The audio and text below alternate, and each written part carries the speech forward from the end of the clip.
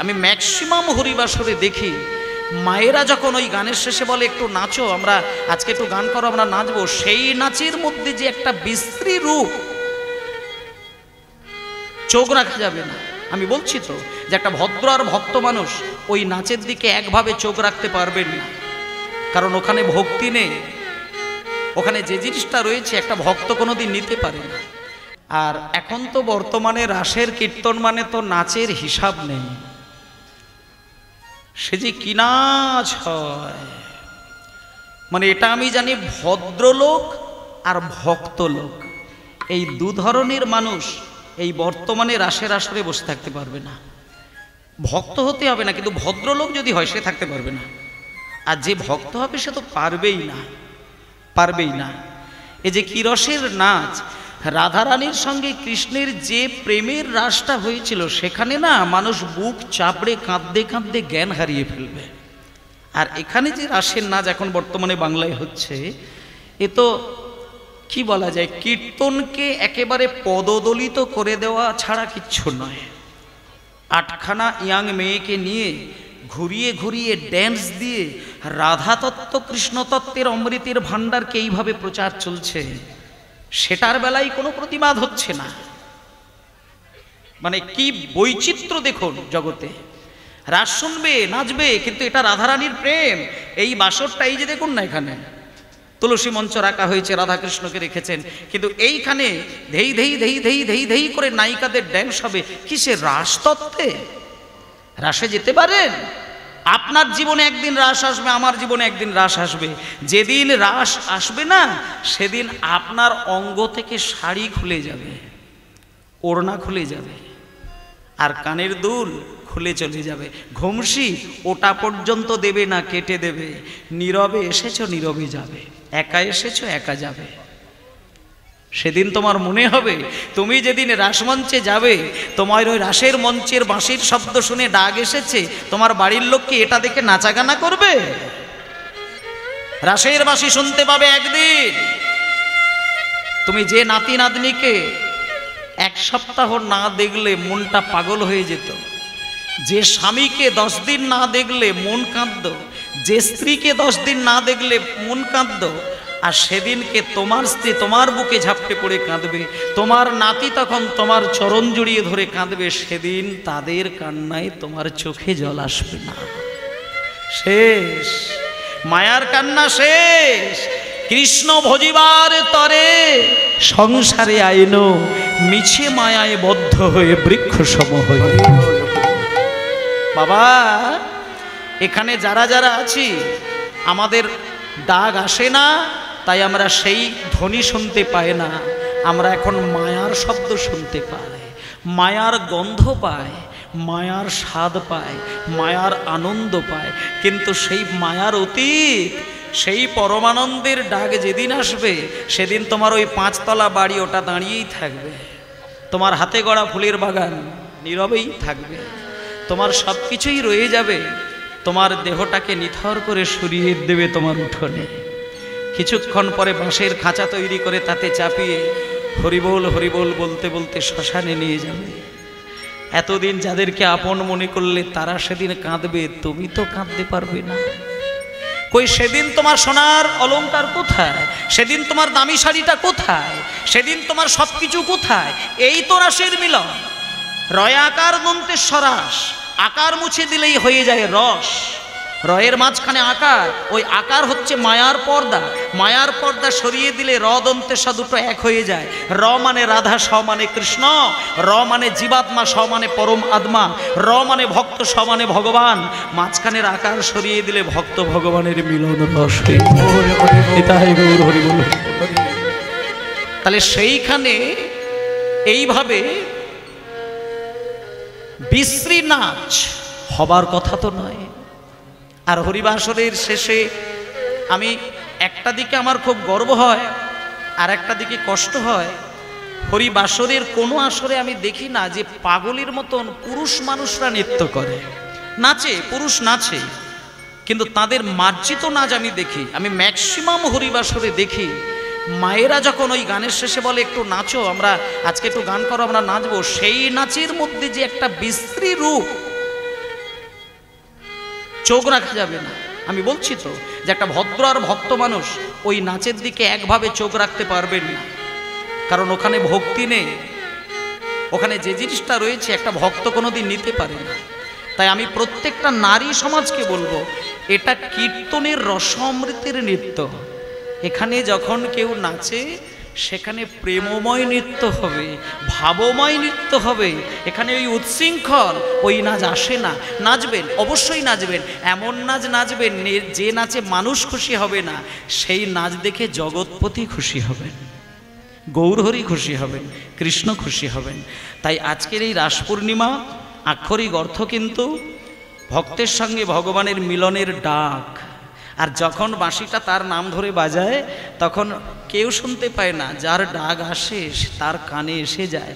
সেই জন্য মৃত্যুর ঠিক 17 মিনিট আগে মানুষ ভুল বকতে থাকে, একটা বিভীষিকা সৃষ্টি হয়, আর সে মায়া দেখতে পায় না, আর আপনজনকে চিনতে পারেন না, আর নিজের ছেলেকে জানতে চায় না, নিজের নাতির দিকে হাত আর বাড়ায় না, আর নয়ন কানো দিকে চায় না। শুধু একই কথা কি বলে শোনা যায় না, কিছুক্ষণ পরেই তার মৃত্যু হয়। কেন না? এবার ভগবানের ডাক এসেছে, আর তোমাদের কথা শুনবে না, তাকে যেতে হবে।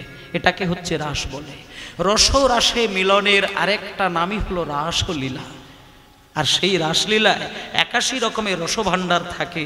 সেই রসে যদি ডুব দিতে হয় তাহলে তুমি দেখো ভগবানের চরণ সেবার বাইরের কোনো জিনিস করো না।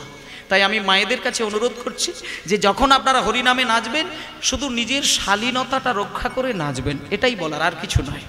তাতে করে অন্তত ভগবানের সেবার অধিকারীটা হতে পারবেন। এইটা নাচতে যদি হয় আপনি অন্য জায়গায় নাচবেন, হরিনাম তো সেবার পাত্র, এখানে তো বিশ্রী জিনিস চলে না। দুঃখ পাবেন, কষ্ট পাবেন। নামের অপরাধ যদি আপনার মাথায় এসে যায় সেই অপরাধ আপনি বইতে পারবেন না, সেটা আপনার ফ্যামিলি পর্যন্ত কষ্ট পেতে পারে, এটা ভেবে রাখবেন। তাই জন্য ঈশ্বরের যেখানে ছোঁয়া থাকে সেখানে সব কিছু বলে ঈশ্বরের আদর্শটাকে মানতে হয়। তাই চলুন আজকে রাধারানীর আদর্শ দেখুন। রাধারানী এই যে বললাম ফেরত গোষ্ঠর পরেই রূপ, ঠিক সন্ধ্যাবেলায়, এইবার সন্ধ্যার আগেটা রাধারানীর শাশুড়ি মা জটিলা এই যে কলসিটা দিয়ে দিল, আলমারি খুলল, সেখান থেকে একটা বড় সোনার কলসি দিল। রাধারানীকে বলছেন, বৌমা, বৌমা, ও বৌমা কাছে এসো। আমি কোনোদিন তোমাকে এই কথা বলিনি, আজকে তোমাকে বলছি। তোমার ওই বাবা বিশ্বভানু রাজা তোমার বিবাহের সময় যৌতুক হিসেবে যে সোনার কলসিটা দিয়েছিল, ওই সোনার কলসিটাকে তুমি আজকে বার করো।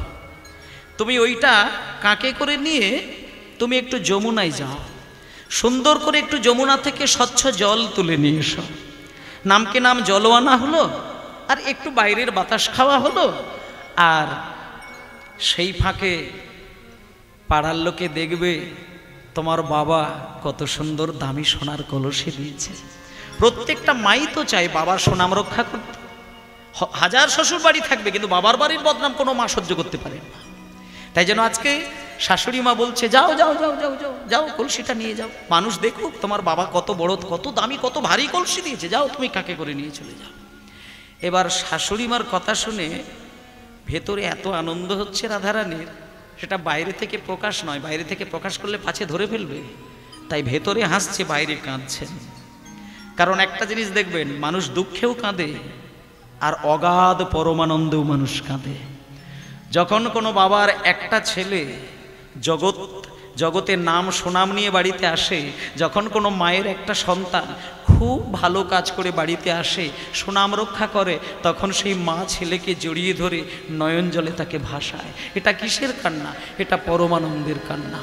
তা আজকে রাধারানী সোনার কলসি কাছে পেয়েছে, সবাই দেখছে রাধারানী কাঁদছে, কিন্তু এ তো ভেতরের পরমানন্দের কান্না। কাঁদতে কাঁদতে কাঁদতে কাঁদতে যমুনার জলে যাচ্ছেন। একা কুম্ভ কান্ধে করি যমুনাতে জল ভরি। হরি হরি বল, হরি হরি বল। একা কুম্ভ কান্ধে করি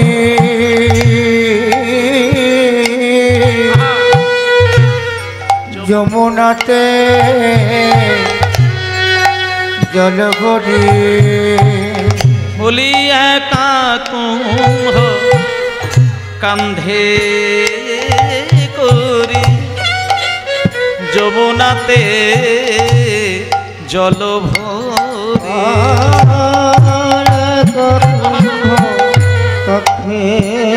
করি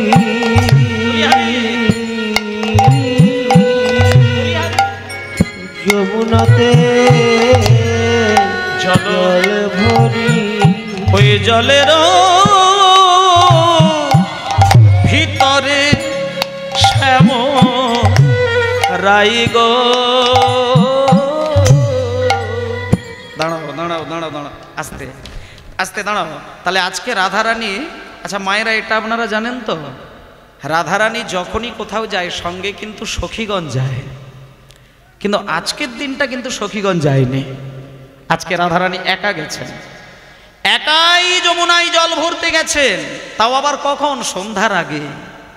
এ কি কালের কথা গো, সন্ধ্যার আগে কোনো বাড়ির বৌমা আবার একা একা জল আনতে যায়? কিন্তু আজকে রাধারানী গেছেন, সোনার কলসিটা নিয়ে যমুনায় জল ভরতে গেছেন। মায়েরা আপনারা তো এখন যদিও বাড়িতে বাড়িতে কল সিস্টেম হয়েছে, কিন্তু এককালে তো এটাই ছিল যে বিকেল হলে জল আনা, সকালবেলা জল আনা, বিকেলবেলা বিশেষ করে জল আনার প্রথাটা ছিল। আমি নিজের বাড়িতে দেখেছি নিত্যদিন বিকেলবেলা মায়েরা জল আনতে যাবেন। তা আজকে যমুনায় জল আনতে গেছে, একেবারে সোনার কলসি বলে কথা, ভারী সোনার কলসি। আর মায়েদের একটা দেখবেন স্বভাব আছে, দেখবেন ভালো স্বভাব, খারাপ স্বভাব নয়, মানে কলসি নিয়ে যদি পুকুরে কিংবা নদীতে জল তোলে, দেখবেন মা জলটার ওই কলসির কানাটাকে ধরেই প্রথমেই কিন্তু কানা ডুবিয়ে জল তোলে না, তোলে কি? কানাটাকে ধরে কলসির পিছনটা দিয়ে জলটাকে আগে এইভাবে ঘুরিয়ে ঘুরিয়ে ঢেউয়ে দেয়। কেন দেয় না? ওপরের যে একটা নোংরা পর্দা থাকে ওটা সরে যায়, আবার সেই পর্দাটা বুঝে যায়। তাহলে এই যে কলসিটা কানাটাকে ঘুরিয়ে ঘুরিয়ে ঘুরিয়ে ঘুরিয়ে জলটা সরিয়ে দিয়ে আর টপ করে জলটা তুলে নেয়। তা আজকে রাধারানীও সেই কাণ্ডটাই ঘটল, মানে কলসিটা কাঁকে নিয়ে আর ওই ঘুরিয়ে ঘুরিয়ে জলটা তুলতে গেছে। আর যা না জলটা তুলতে গেল, রাধারানী একটুখানি আড়ি দৃষ্টিতে দূরের দিকে তাকাতে গেল। এটা একটা সুন্দরী মা যদি কোনোদিন পুকুরে একা জল আনতে যায়, দেখবেন জল তুলতে যাওয়ার সময় একটু এদিক ওদিক তাকিয়ে নেয়, কেউ আমায় দেখছে না তো, মানে আমি তো একা এসেছি, কেউ আবার আড়ে আড়ে আবার পিছু নেয়নি তো, তাই জলটা তুলতে গিয়ে একটু পিছন দিকটা দেখে নিয়েছে। আর যেই জল তুলতে গিয়ে পিছন দিকটা তাকিয়েছে, সর্বনাশ। কি সর্বনাশ হলো জানেন? একেবারে যাচ্ছে তাই কাণ্ড। মানে রাধারানীর ওই নয়নের দৃষ্টিটা যেখানে গিয়ে পৌঁছেছে, নয়নে নয়নে রাধারানীর মন চলে গেছে সেই জায়গায়। আর যেই না মন চলে গেল, রাধারানীর খেয়াল নেই হাতে তার একটা ভারী সোনার কলসি আছে। এবার যখন অনেকক্ষণ পরে মনটা চলে এলো নিজের মধ্যে, দেখলো হাতে সোনার কলসি নেই, উধাও, আর দেখা যায় না। রাধারানীর হাত থেকে সোনার কলসি উধাও। ওই যমুনার ঢেউ বইয়ে হাত থেকে ছেড়ে গড়িয়ে গড়িয়ে গড়িয়ে গড়িয়ে বহুদূর চলল।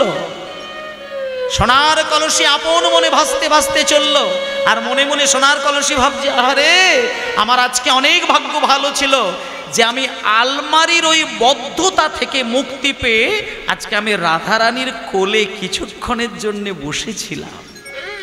আমার আরো অনেক ভাগ্য ভালো যে রাধারানীর কোলে চড়ে যমুনার জলে আমি স্নান করলাম।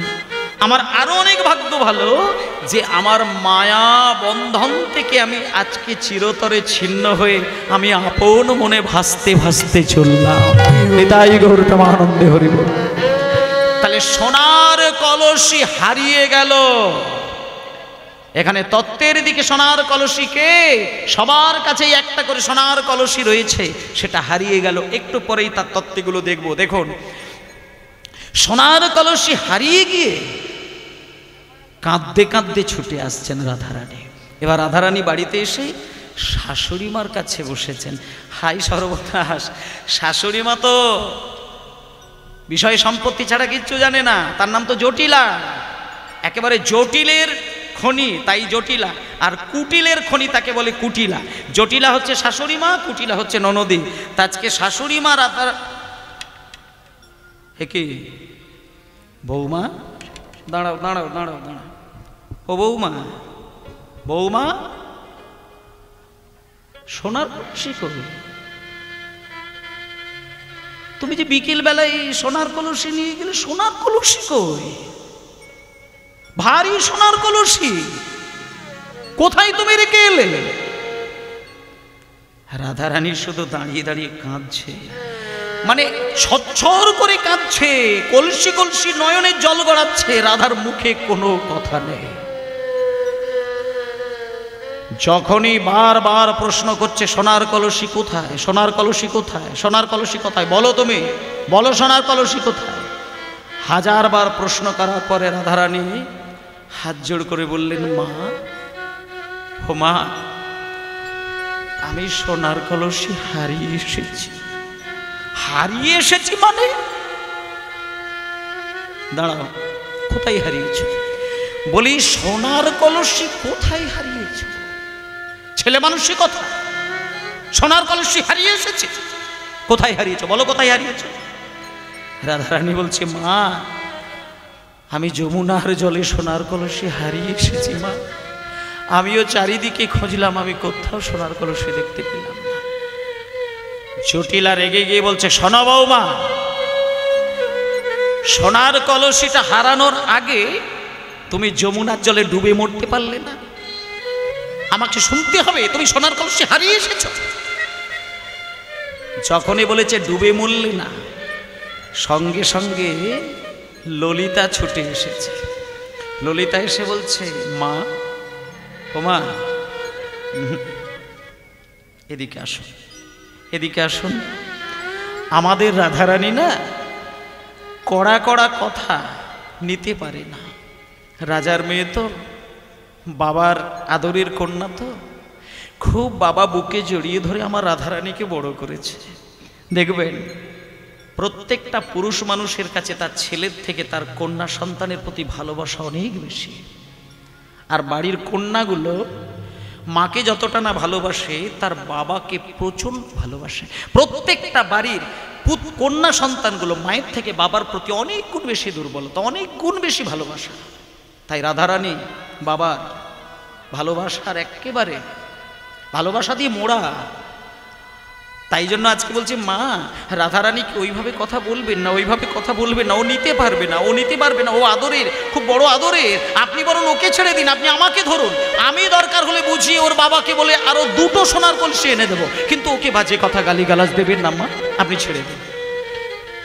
তখন জটিলা বলছে, হ্যাঁ হ্যাঁ হ্যাঁ হ্যাঁ, বুঝেছি বুঝেছি, তোমরা মাথায় তুলেছো মেয়েটা।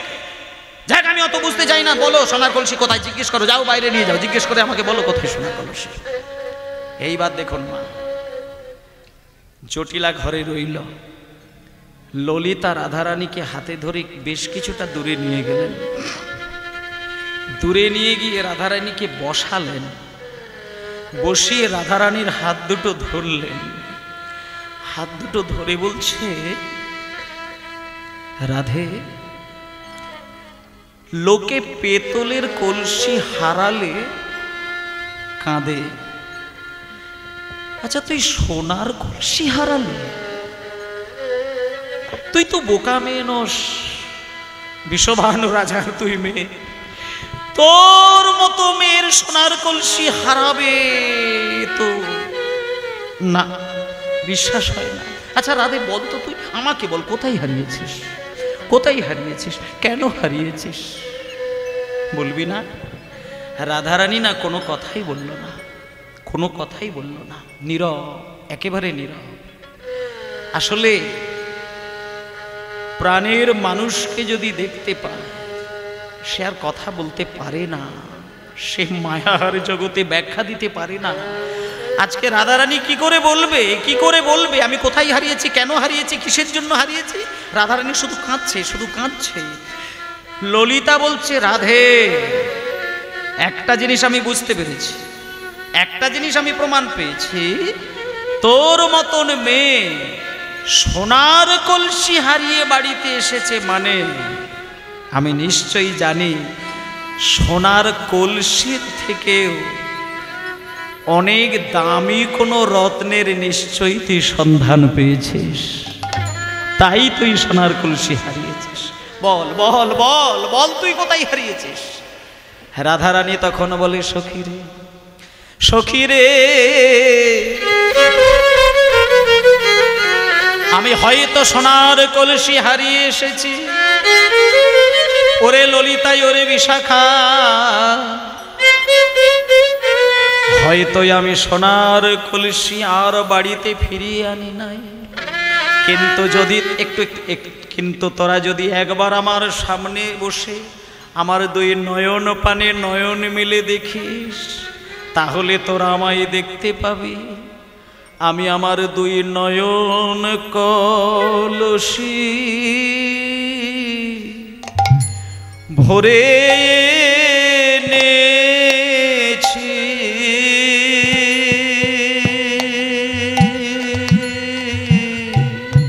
নিতাই গৌর প্রেমানন্দে হরি বল।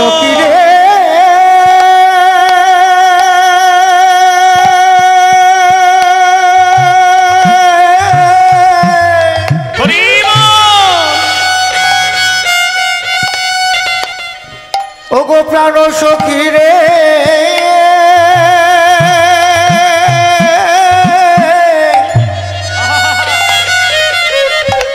প্রাণ সখী রে,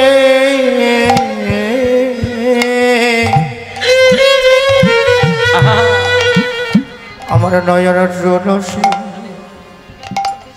ভরে গেছি, যদিও আমি সোনার কলসি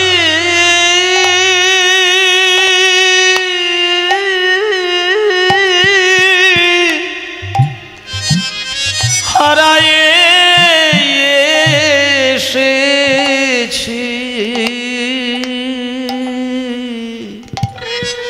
দেখতাম আমি আমার হৃদয়ে কলসি। দাঁড়া, একটা কথা তো আমরা অবশ্যই জানি, একটা ভারী সোনার কলসি তার কাছ থেকেই হারায় যে সোনার থেকে বেশি দামি রত্নকে দেখতে পায়। আজকে এই সোনার কলসিটা হচ্ছে আমাদের কামনার কলসি, আর সেখানে ওই যমুনার জল হচ্ছে হাজার কামনার জল। আমরা সবসময় কামনার জলকে নিয়ে সোনার ওই বিষয় সম্পত্তির লোভে ডুবিয়ে যাই, কিন্তু যেদিন দেখবেন, একটু আগে বললাম না, যেদিন দেখবেন আপনি বিষয়কে ঘরে ভরতে ভরতে ভরতে ভরতে যেদিন আপনার সেই ঈশ্বরের প্রতি ভালোবাসাটা গাঢ় হবে, সেদিন ওই বিষয়ের প্রতি আপনার ভালোবাসা নষ্ট হয়ে যাবে, আর ভালো লাগবে না। সত্যিকারের যদি কেউ কৃষ্ণ প্রেম ধনকে ভালোবাসে, আমি এটা অবশ্যই হলপ করে কথা বলতে পারি, যার মধ্যে বৈরাগ্য এসেছে তার কিন্তু ওই বিষয় সম্পত্তি সোনাদানার প্রতি পাগলামিটা কিন্তু তার আর নেই, তার অনেকটা সরে গেছে। হয়তো অনেক বছর আগে ছিল, কিন্তু এখন যেন ওগুলোর খোঁজ নিতে তার ইচ্ছে করে না। সে শুধু সকাল সন্ধে যেন গৌরহরি, সকাল সন্ধে যেন কৃষ্ণ চরণ দেখলে তার যেন একটা আক্ষেপ মিটে যায়। এটাকে বলে রূপ দর্শন। রূপ মানে বাইরে থেকে চামড়ার রূপ নয়, কৃষ্ণ প্রেমের যে একটা অমৃত জগৎ, সেই দিব্য জগতের রূপ। আজকে রাধারানী বলছে, ওরে ললিতা, ওরে বিশাখা, আমি হয়তো সোনার কলসি হারিয়ে এসেছি, কিন্তু আমি আমার হৃদয় ভর্তি করে যে আমি কৃষ্ণের রূপ দর্শন করে তার ভক্তি এনেছি রে। দেখ আমার নয়ন ভরে, আমি আমার নয়ন কলসি ভরে এনেছি। হরি হরি হরি বল। ওগরে প্রাণ সখী রে,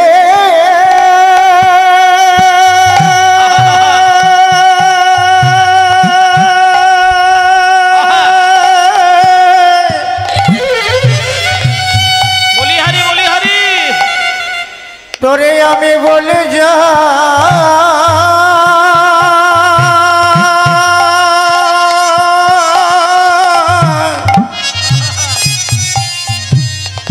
শোনো শোনো সখী রে, ওরে ললিতা রে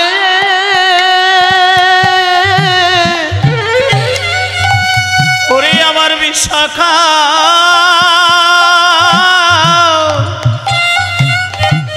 রে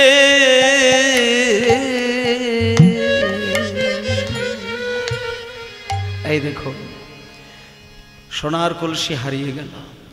আজকে ললিতাকে আর বিশাখাকে সামনে সাজিয়ে রেখে দাঁড় করিয়ে রেখে রাধারানী পাগলের মতো কাঁদতে কাঁদতে আর বলতে পারছে না।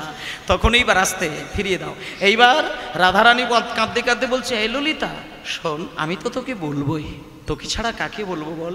আমাকে তো আমার শাশুড়ি মা বললো সোনার কলসি নিয়ে যা, একটু দূরে আয়, আমি সব কথা বলবো, সব কথা বলবো, সব কথা বলবো।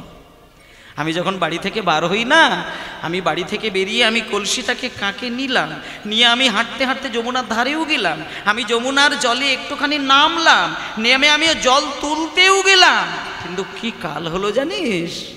বলি একা কুম্ভ কান্ধে করি যমুনাতে জল ভরি, ওই একা কুম্ভ কাঁধে করি যমুনাতে যমুনাতে জল ভরি। এই দেখো ওই জলের একটু ছোট করে বাজাও বাবা, এগুলো কীর্তনের তো জাতের গান, ছোট করে বাজাও।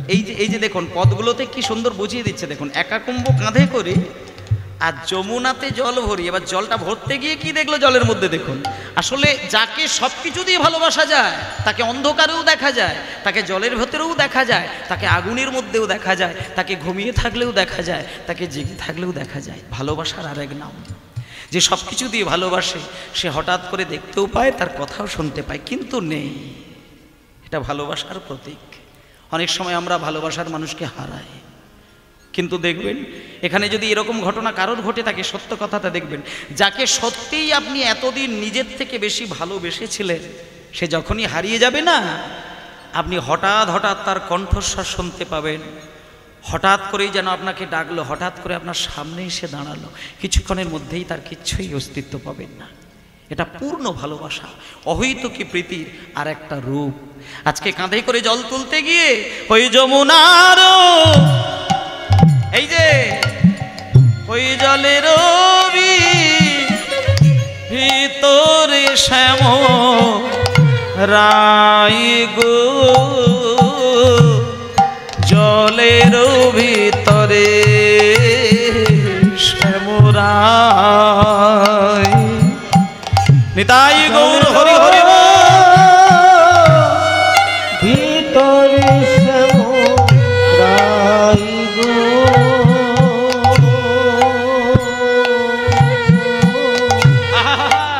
জলের ভিতরে শ্যাম রাই। ওই একা কুম্ভ কান্ধে করি আবার যমুনাতে জল ভরি, আগা বড়ি রে জলের ভিতরে শ্যাম, কেটে কেটে বলছি সবসময় না, জলের ভিতরে শ্যাম রাই গো। তারপরে কি বলছে? আবার কি দেখলাম? ফুলের বিনুনি মাথে আবার মোহন মুরলি হাতে, হরি হরি বল।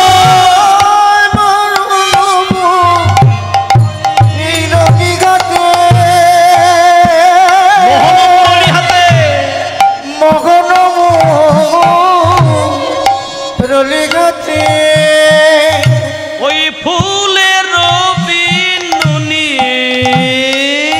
মাথে আবার মোহন মুরলি হাতে, ফুলের বিনুনি মাথে মোহন মুরলি সাজে, আবার পুন কানু জলেতে মিল মিলায়। এই কাল হয়ে গেল, এইখানটা কাল হয়ে গেল। বলছে একা কুম্ভ কান্দে করি যমুনায় জল ভরি, দেখলাম জলের ভিতরে আমার সেই শ্যামরায়।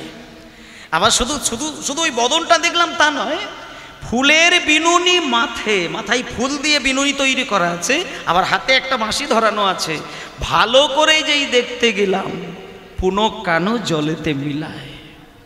সেই কৃষ্ণ আমার, সেই প্রাণনা জলের ভেতরে দেখলাম হারিয়ে গেল। তখন আমি কি করলাম জানিস?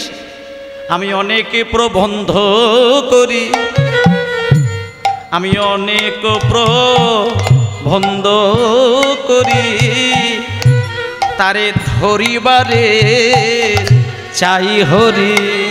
আমি অনেক বন্ধ করি, ধরিবারে চাই হরি। আরে ধীরে ধীরে আমি কর বাড়াইনু, আমি ধীরে ধীরে আমার এই বাহু দুটি বাড়াইনু। ধীরে ধীরে করো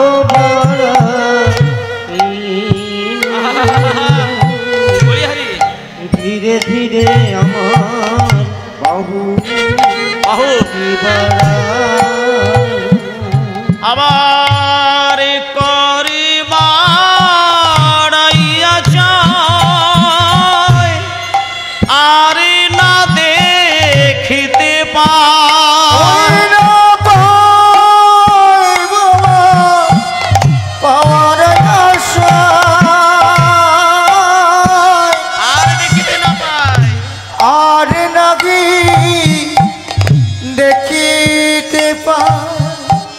আকুল হইয়া জলেতে ডুবিনু গো,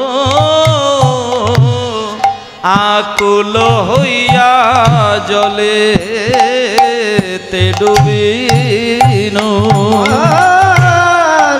আকুল হইয়া জলেতে ডুবিনু গো, আকুল হইয়া জলে।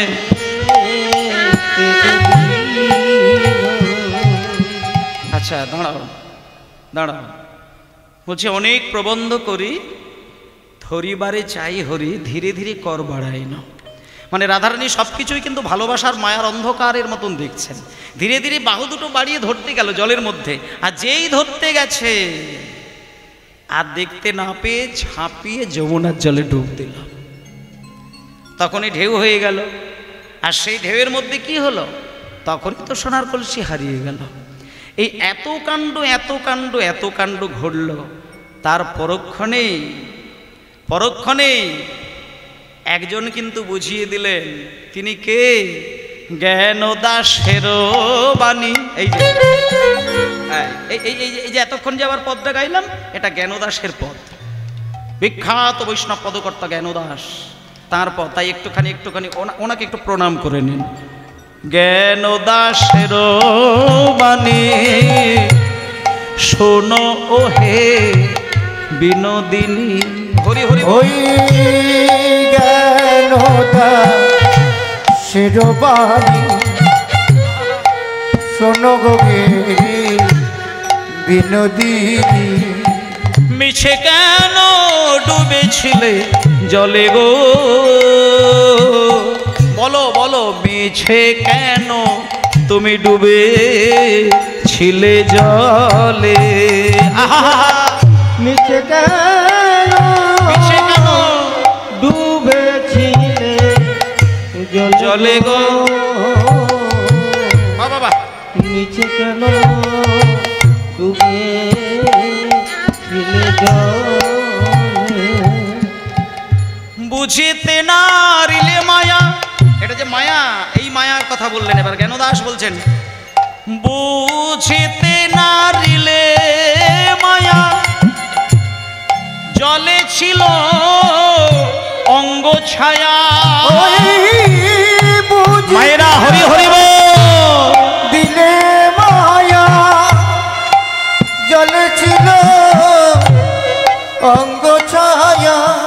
আচ্ছা, এবার এইখানে একটুখানি বলি বাবা, জ্ঞানদাস ঠাকুর রাধারানীকে কিন্তু পথ দেখিয়ে দিলেন।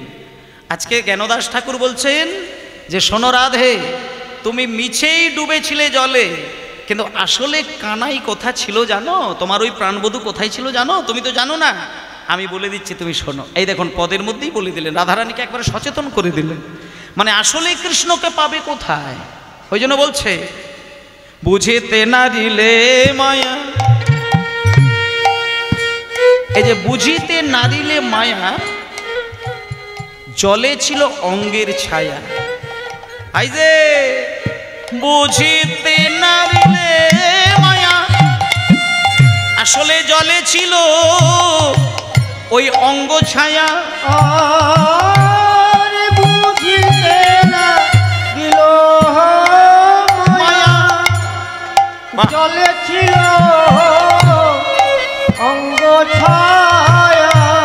আসলে কানু ছিল ওই কদম্বের ডালে গো, কানু ছিল কদম্বের ডালে। ওই না কানু ছিল কদম্বের ডালে গো, কানু ছিল কদম্বের ডালে। আচ্ছা, তাহলে এই পদের মধ্যে আমরা কি জানলাম? যে কৃষ্ণকে তুমি এতক্ষণ যে দেখলে, ও রাধে, তুমি তার মানে এতক্ষণ যাকে জলের ভেতরে দেখলে, ওটা জলে ছায়া পড়েছিল, ওটা আসলে কৃষ্ণ নয়। ওই কৃষ্ণ কদম্বের ডালে রয়েছে, তার ছায়াটা তুমি দেখতে পেয়েছো, আর তাতেই তুমি তোমার সোনার কলসি হারিয়ে দিয়ে ঝাঁপ দিয়ে দিলে। এবার যখনই আমি বুঝতে পারলাম যে আমার প্রাণনাথ জলে নয়, কদম তলে, সঙ্গে সঙ্গে রাধারানী এইবার ললিতার বিশাখার গলা জড়িয়ে ধরে কান্না।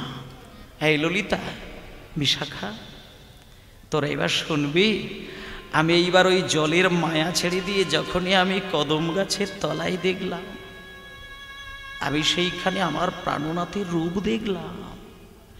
সে রূপ বলা যাবে না, কি অপূর্ব রূপ! যে রূপে আমি নয়নদিতি আমার জাত, কুল, মান, জীবন, যৌবন আমি সব হারিয়ে এলাম। আর সোনার কলসি এ তো সামান্য জিনিস, যার জন্য ইহকাল পরকাল, জাত, কুল, মান, জীবন, যৌবন সব হারিয়ে দেওয়া যায়। সোনার কলসি তো তুচ্ছ জিনিস। আমি যাকে দেখলাম কদম গাছের তলায়, সে কে আমি সম্পূর্ণ দেখেছি। শুনবি তোরা? শুনবি? ললিতার কাঁধে হাত রেখে আর বিশাখার কাঁধে হাত রেখে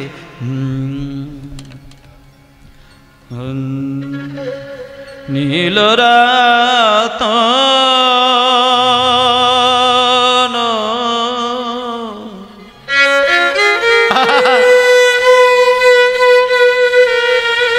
ছোট্ট করে, আস্তে করে, আস্তে করে, আস্তে করে, মিষ্টি করে। মা বাবা, এইবার যাচ্ছে রাধারানী কত বেদনা নিয়ে, কত প্রেম নিয়ে, কত অনুরাগ নিয়ে ললিতা বিশাখাকে মিষ্টি মিষ্টি করে কৃষ্ণের রূপের কথা বলছেন। আপনারাও শুনুন।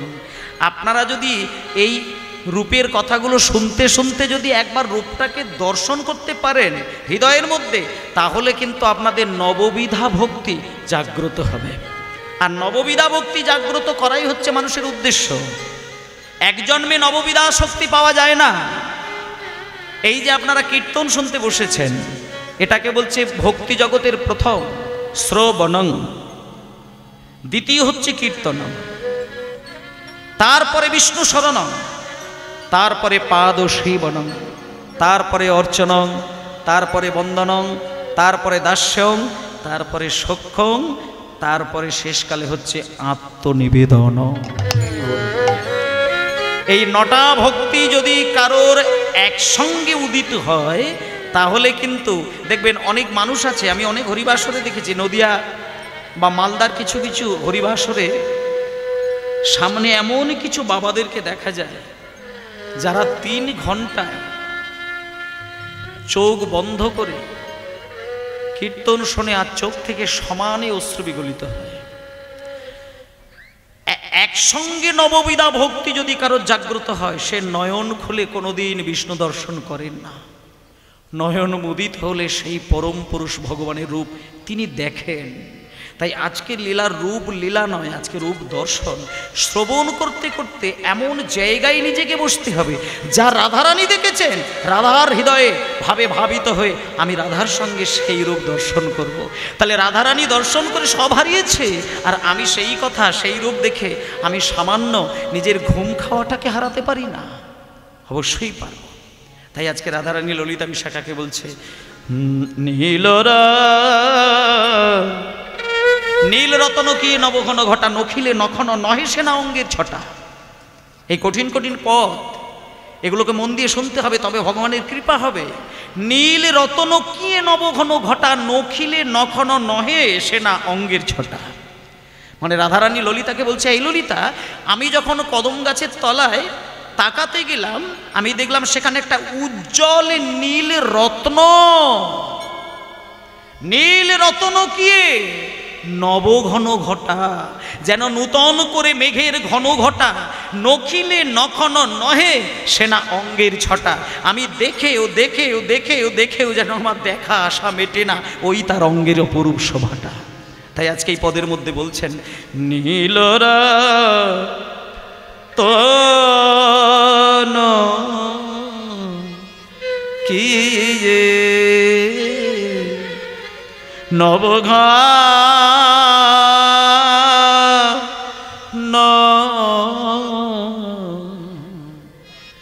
ঘটা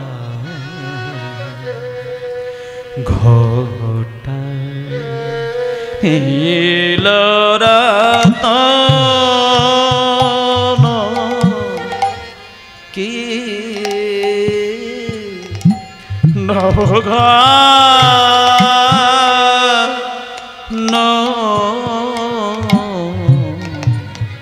ঘটা ঘটা। তাই গৌর হরি বল কি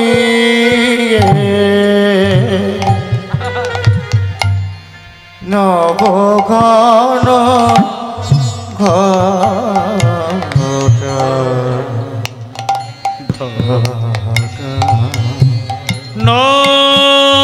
নখিলে নাখন নখিলে নাখন নহে নখিলে না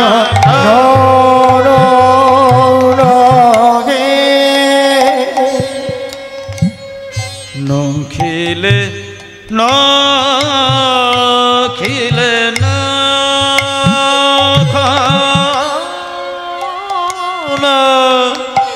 নাহে সেনায়ঙ্গের ছটা ছটা। তন হরি হরি হরি হরি নবঘন ঘটা। আচ্ছা, একটা রূপ হলো, এবার স্টেপে স্টেপে দেখুন ব্যাখ্যাটা কিরকম চলছে। বলছে নীল রতন আমি দেখলাম, আবার কখনো দেখলাম ঘন মেঘের একটা ঘটা, দেখে তো আমার দেখা মেটে না। তখন ললিতা বিশাখা বলছে, আছে রাধে, তুই যার জন্য জাতকুল হারালি, সোনা হারালি, সব কিছু ছাড়লি, আচ্ছা তার রূপের মাধুর্য এত। আচ্ছা আর কি দেখলি বল? কৃষ্ণকে তো দেখেছিস, কিন্তু সঙ্গে আর কি দেখলি? আমি আরো কি দেখলাম, কদম্বের, ওই যে কদম্বের তলায় কদম্বের বনে কে শ্যাম চিকনিয়া গো, কদম্বের বলে শ্যাম চিকনিয়া কদম্বের বনে কে, এই যে শ্যাম চিক নিয়া গো বলে কি বাহ শ্যাম চিক আমের উপহেরি আইলাম জাতি রূপহেরি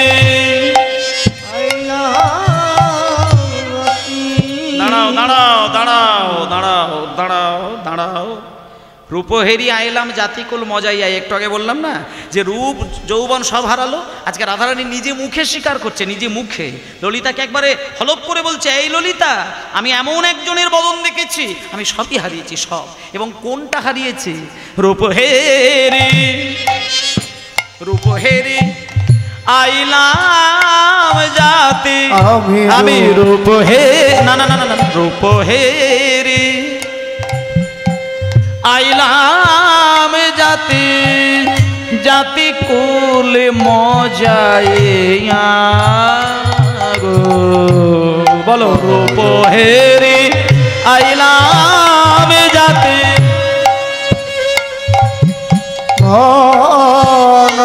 মজাইয়া গো আমি রূপহেরি আইলাম জাতি জাতি কুল মজাইয়া গো কদমের বলে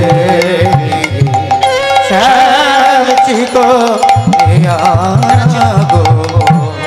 কদমের বনে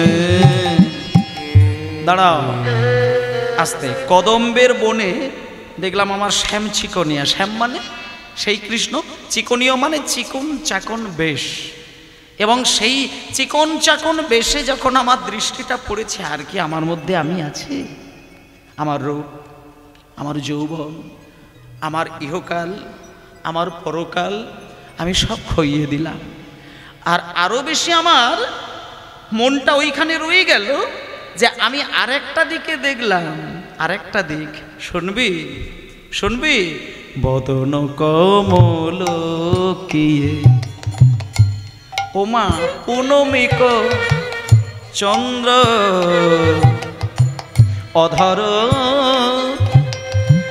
বান্ধুলি কিবা তাতে আবার কিশলয় আচ্ছা দাঁড়াও দাঁড়াও দাঁড়াও খুব কঠিন বিষয় বলছে যে আজকে আমি যে আমার প্রাণ কৃষ্ণকে দেখলাম বদন কমল কিয়ে পুনমিক চন্দ্র মানে আমার আজকে প্রাণনাথের বদনটা যেন নীল পদ্ম বদন কমল কিয়ে পুনমিক চন্দ্র যেন একটা পূর্ণিমার চাঁদ অধর বান্ধুলি কিবা কিশলয় বন্ধ অধর বান্ধুলি মানে তার অধরটা যেন একটা বান্ধুলি ফুল আবার কিশলয় বন্ধ কিশলয় মানে হচ্ছে কচি পাতা তার মধ্যে ঠোঁট দুটো যেন দুটো কচি পাতাকে পাশাপাশি রাখলে যেটা হয় আমার প্রাণ গোবিন্দের ওই অধরের মধ্যে যে ঠোঁটটা রয়েছে অধর মানে ঠোঁট ঠোঁট দুটো যেন মনে হচ্ছে দুটো কচি পাতাকে পাশাপাশি রাখলে যেটা দেখতে লাগে যেন আমার ওই গোবিন্দের ওই বদনের দুটো ঠোঁট যেন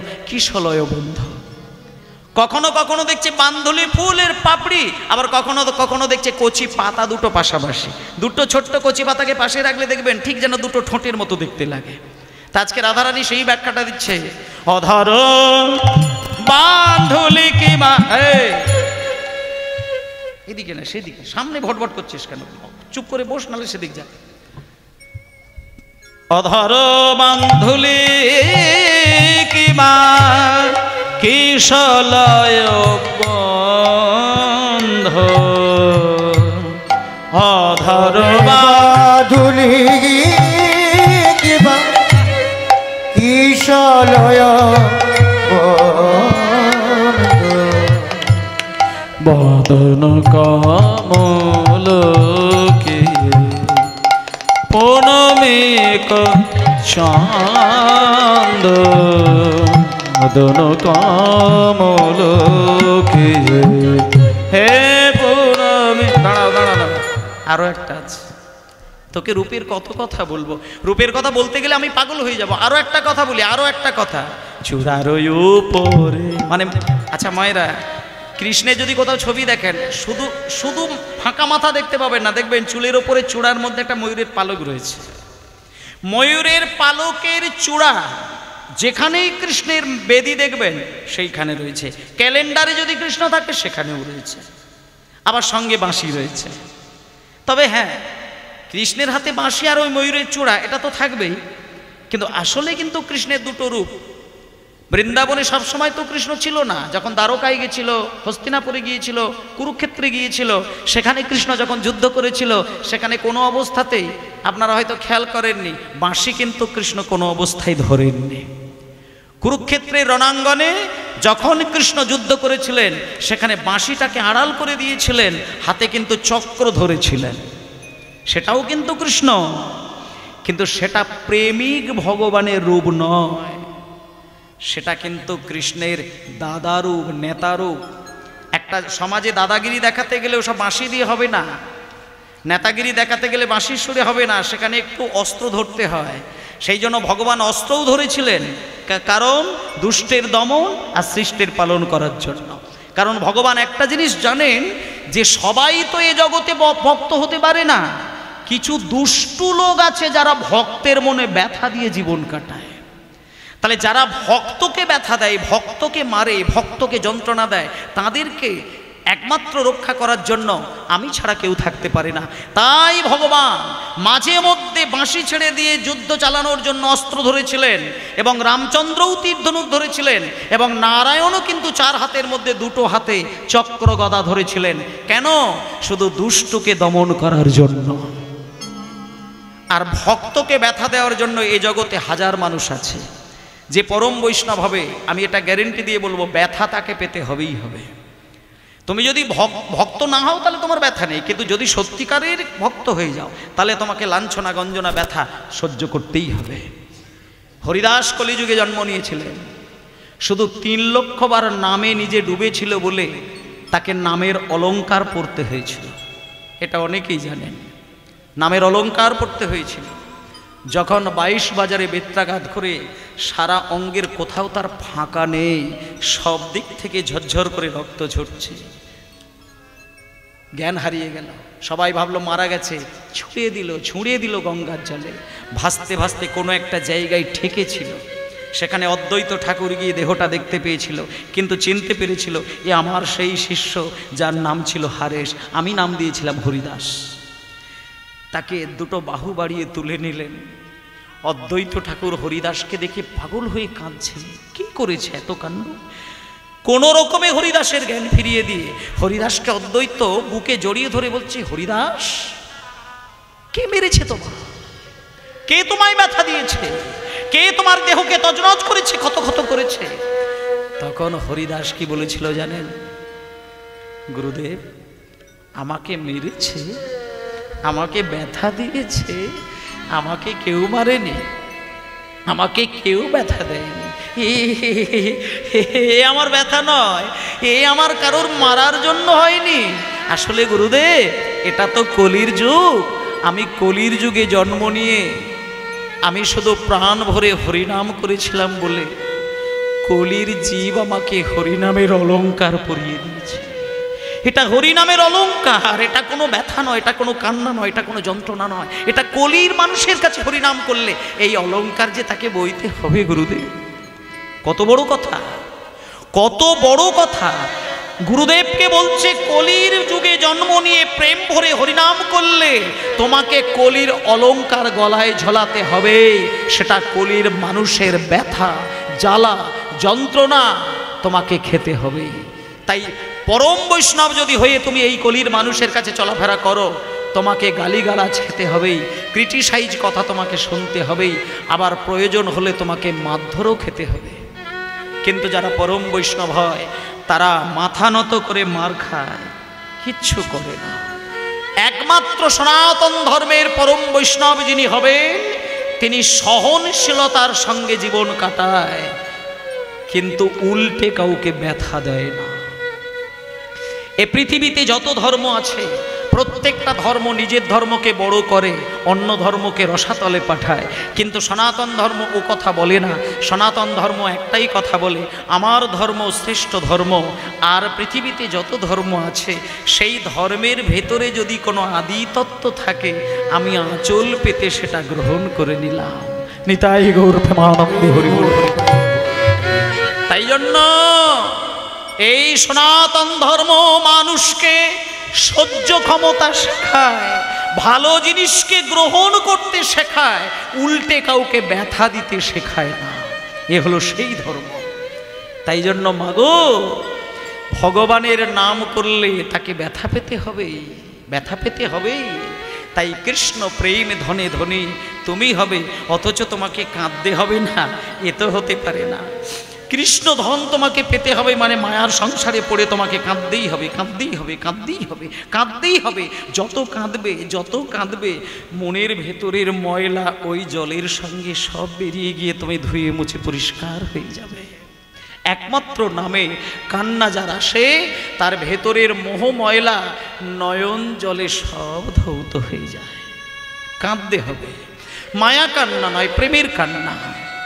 মায়া কান্নায় কাঁদলে ভগবান বেশি কাঁদায়, কিন্তু ভগবানকে ভালোবেসে কাঁদলে পরে ভগবান তোমাকে নিজের করে টেনে নেয়। মায়া কান্না কেঁদো না। যেদিন তুমি মায়া কান্না কাঁদবে, সেদিন তোমার সংসারে ভগবান আরও কাঁদানোর রাস্তা তৈরি করে দেবে। কিন্তু যেদিন তুমি সব কিছু ছেড়ে তার ভালোর জন্য কাঁদবে, সেদিন ভগবান নিজে ছুটে এসে হাত বাড়িয়ে তার চরণে দাসী করে টেনে নেবেন। নিতাই গৌর হরি বল, গৌর হরি বল, গৌর হরি বল। তাই আজকে রাধারানী ললিতাকে আপন মনে করে, কৃষ্ণকে আপন মনে করে বলছে, ওরে ললিতা, ওরে বিশাখা, শোন, আমি তোকে আর একটা কথা বলি। চূড়ার উপরে মত ময়ূরের পাখা,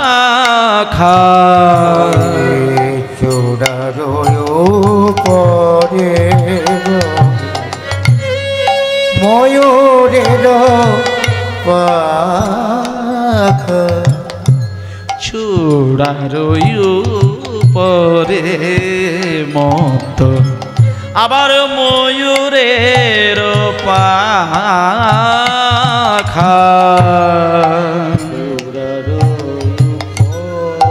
বাহ,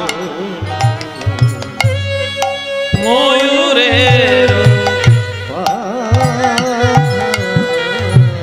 মদন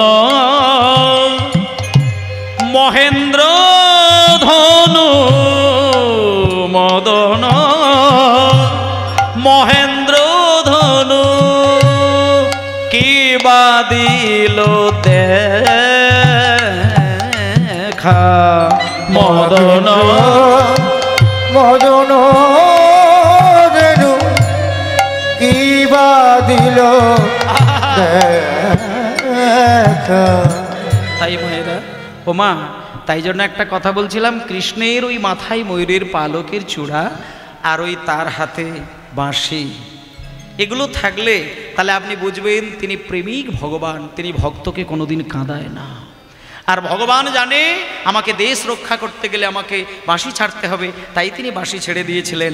কিন্তু ওই কৃষ্ণের মাথায় যে ময়ূরের পালকের চূড়া, ওই পালকের চূড়াটা তো কৃষ্ণ ভক্তকে স্থান দিয়েছে মাথায়।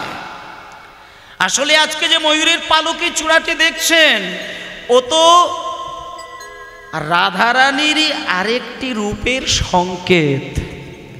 রাধারানী ময়ূরের রূপ ধরেছিলেন, ধরে কৃষ্ণের 3 অঙ্গে 3 বার ঠক্কর দিয়ে 3খানা বাঁক রেখে দিয়েছিলেন। তাই তাকে বলে ত্রিভঙ্গ বঙ্কিমঠামে দাঁড়ানোর কৃষ্ণের রূপ। একদিনকে কৃষ্ণ রাধারানীকে একটুখানি ব্যথা দিয়েছিলেন।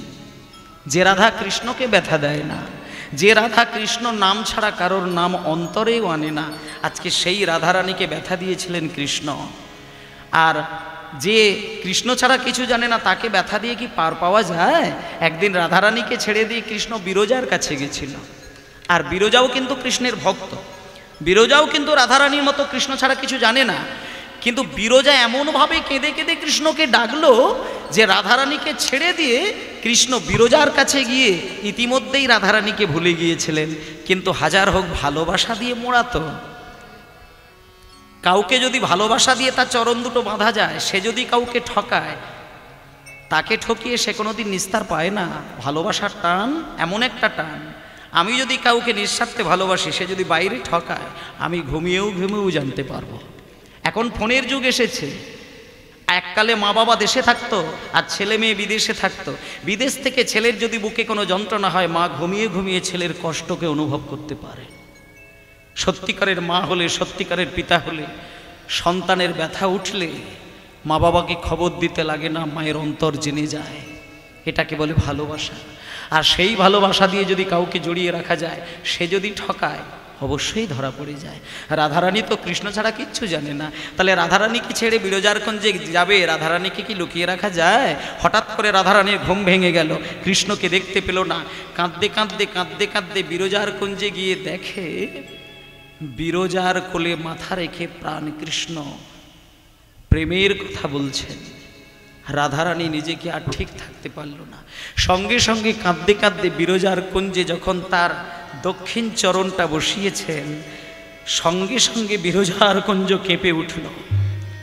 আর কি বিরজা ঠিক থাকতে পারে, নাকি কৃষ্ণ ঠিক থাকতে পারে?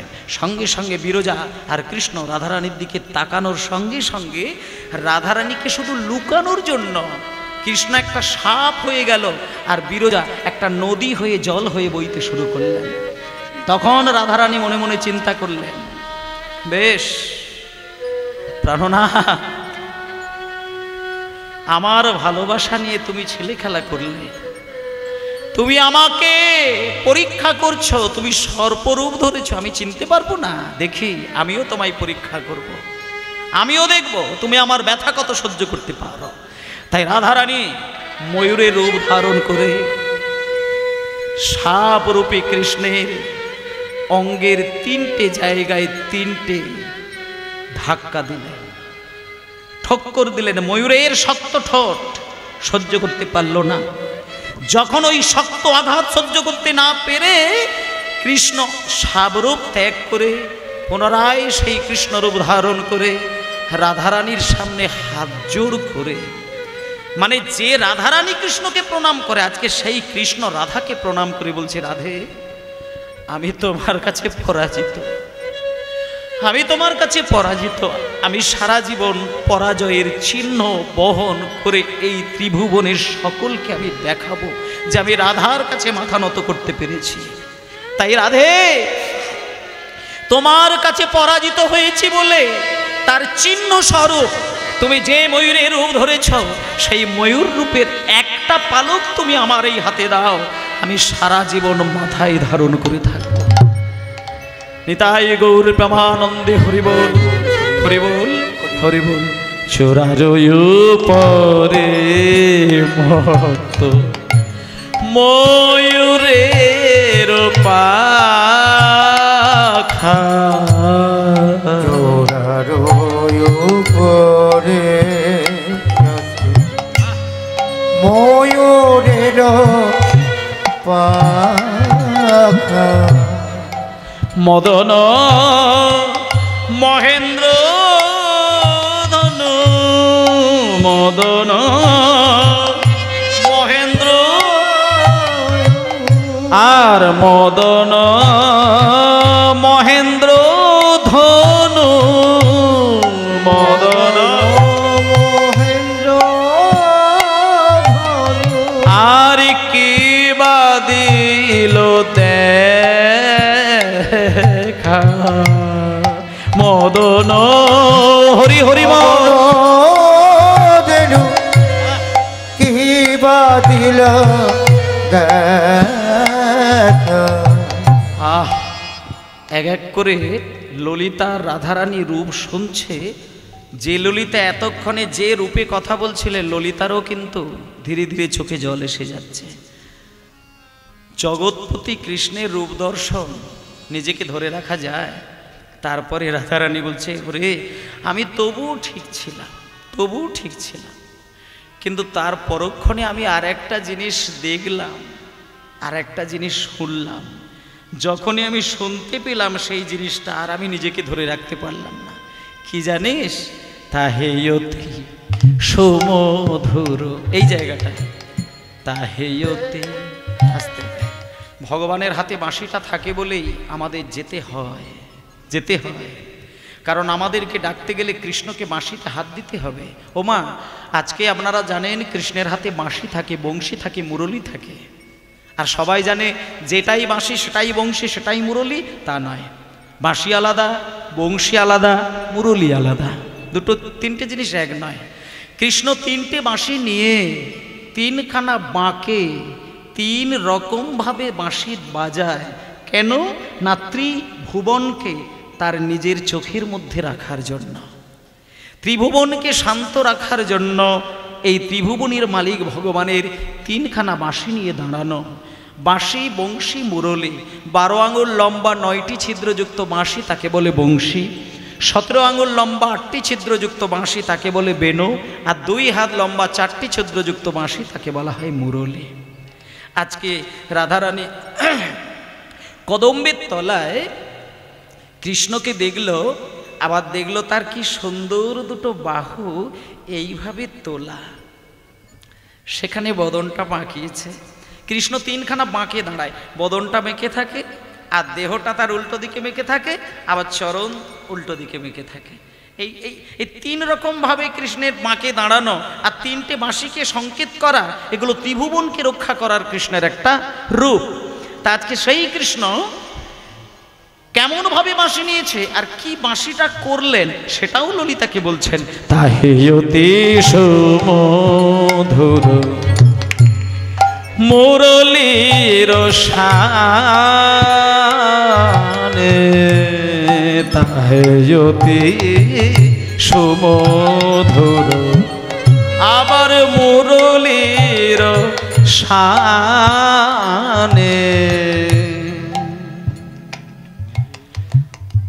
ওমা, কৃষ্ণ তো বাঁশি বাজাচ্ছে, আর সেই বাঁশির সুরটা আমার কানে আসলো। আমি তো ঘোমটা দিয়েছিলাম, আমি জল তুলতে গিয়ে আমার ঘোমটাটা দুটো চোখের নিচে ছিল। তখনকার দিনে আমি আমার নিচের মা এখন নেই, মা পরলোক গমন করেছেন। আমার মা বাড়ির বাইরে বার হলে নাকের সমান ঘোমটা রাখেন, যেটাকে বলে আখির লাজ। ঘোমটার আরেক নাম হচ্ছে আখির লাজ, মানে চোখের লজ্জা নিবারণের জন্য ঘোমটা ঢাকেন।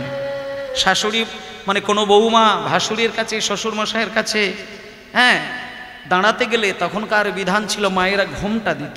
তা আজকে রাধারানীও ঘোমটা দিয়েছেন, চোখ ঢেকেছে, কিন্তু সেই প্রাণনাথ কৃষ্ণকে দেখার পরে তবুও ঘোমটাটা চোখের সমান ছিল।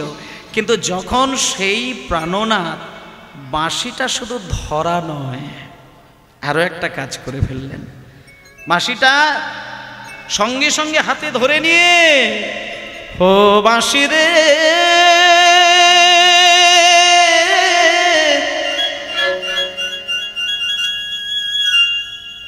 ওরে কালার বাঁশি রে,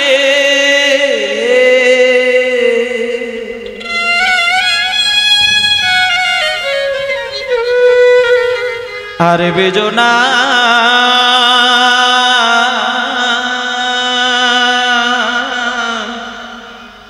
আর বেজো না, ওরে কালার বাঁশি। হরি হরি হরি বল, ওরে কালার বাঁশি, বাঁশি রে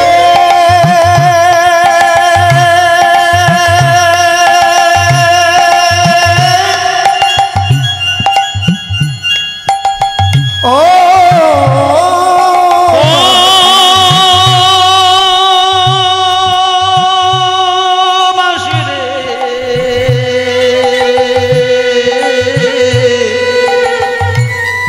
হরি কালার বাঁশি বাঁশি, হরি হরি হরি হরি হরি বল।